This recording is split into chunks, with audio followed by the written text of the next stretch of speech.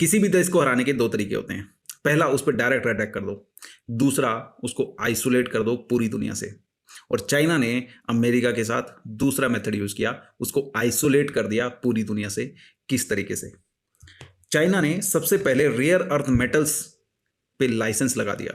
Means rare earth metals को export नहीं करेगी कोई भी चाइनीज कंपनी, और चाइना का 90% से भी ज्यादा मोनोपोली है रेयर अर्थ मेटल्स के अंदर। इसका मतलब यूएसए की इंडस्ट्री के ऊपर डायरेक्ट इंपैक्ट हुआ। कैसे? क्योंकि रेयर अर्थ मेटल्स यूज होते हैं डिफेंस में। डिफेंस में भी जो नाइट विजन टेक्नोलॉजी है वो चलती ही रेयर अर्थ मेटल्स की वजह से है।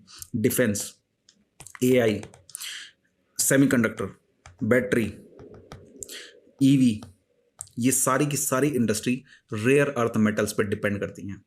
उसके बाद अमेरिका ने ये काउंटर रिटेलिएटरी एक्शन लिया और टैरिफ इंपोज कर दिया चाइना के ऊपर।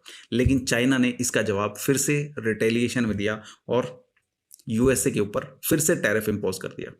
और इस वजह से ट्रेड वॉर जैसी स्थिति उत्पन्न हो गई पूरी दुनिया के अंदर। और ट्रेड वॉर की वजह से पूरी दुनिया अमेरिका को बुरी नज़र से देखने लग जाती है। और फिर फाइनली एक मीटी ब्लो आता है जब चाइना युवान के अंदर ऑयल डील्स करने लग जाता है। बाकी कंट्रीज को भी एनकरेज करता है, आप युवान के अंदर ऑयल डील्स करो। मींस अमेरिका के डॉलर की हेजेमनी तोड़ने की शुरुआत ऑलरेडी हो चुकी है।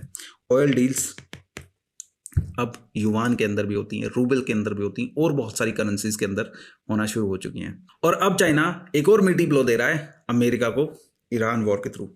ईरान को चाइना ने ड्रोन्स दिए जो कि एक ड्रोन $20,000 का पड़ता है, मोटा मोटा 20 लाख रुपए का। लेकिन उसको इंटरसेप्ट करने के लिए अमेरिका को इंटरसेप्ट मिसाइल यूज करनी पड़ती है जो कि $4 मिलियन की पड़ती है।